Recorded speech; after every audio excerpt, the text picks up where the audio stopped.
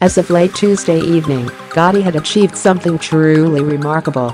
The movie, a biopic tracing the life of crime lord John Gotti, that stars John Travolta and Kelly Preston, joined the ranks of Look Who's Talking Now, Highlander II, The Quickening, and Police Academy 4, Citizens on Patrol by earning a 0% rating on Rotten Tomatoes. That means not one single critic recommended the movie. As reviews continue to roll in, that number might be subject to change. But the harshness of these reviews won't. I'd rather wake up next to a severed horse head than ever watch Gotti again, Johnny Oleksinski wrote in the New York Post, calling it the worst mob movie of all time. He may have been a murderer, but even Gotti deserved better than this, Brian Tallerico wrote for Robert. Rather than dispute the reviews, the marketing team behind Gotti has leaned into them with a new ad and blasted film critics with insults along the way.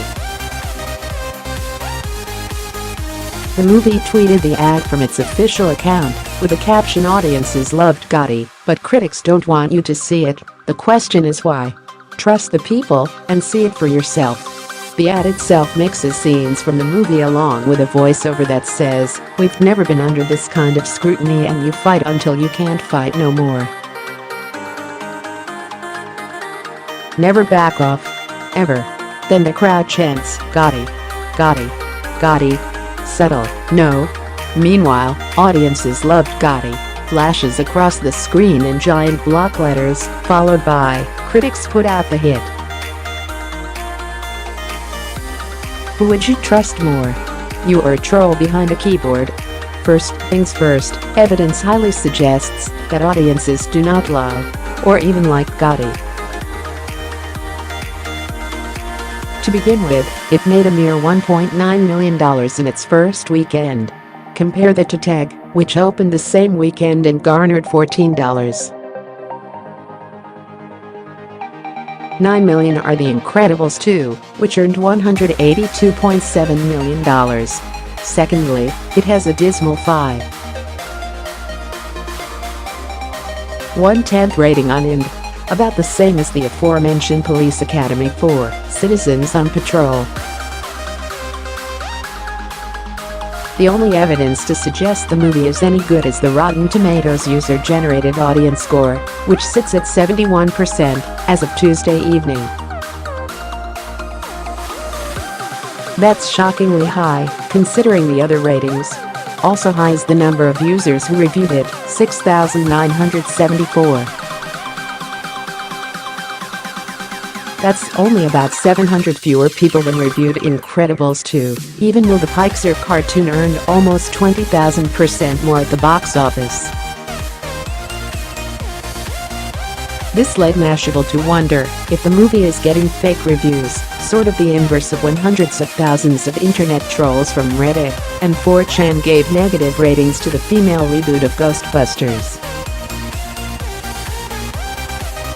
Rotten Tomatoes told Mashable that the reviews are by real users, as opposed to bots. For what it's worth, Gotti's son John Gotti Jr., who is portrayed in the film by Spencer Lofranco, seemed to enjoy it. He told the New York Post that he would give it a 7 out of 10, even thought Travolta doesn't have my father's natural swagger. He also wishes it was longer, making him, probably, the only person to feel this way. So, let's assume the movie isn't very good. Whether there was anything to suggest this might be the outcome depends on how rose-tinted your glasses are. The movie was directed by Connolly, who you likely know not as a film director but as the most mature character in HBO's Entourage, a celebration of bro culture centered on 4 womanizing men children in Hollywood. Connolly hasn't done much directing before. He helmed 2 episodes of his show, including one titled Porn Scenes from an Italian Restaurant. He's also directed a few indie films. The most prominent two are 2007's Gardener of Eden and 2016's Dear Eleanor. Neither received enough professional reviews to earn a Rotten Tomatoes score, but they both earned about a 6 out of 10 from users on IMDb. Regardless of the film's quality, it had an estimated $10 million budget, meaning it's a box office disaster, which isn't good for MoviePass, as strange as that might sound. The service's finance arm, MoviePass Ventures, recently took an equity stake in the movie.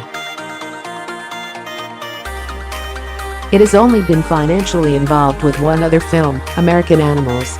That movie has an 85% on Rotten Tomatoes. So perhaps there's a bunch of trolls wanting to take down the film. Or maybe it just isn't very good. Read more. Anne Hathaway's performance in Ocean's 8 will even win over the Hathaway haters.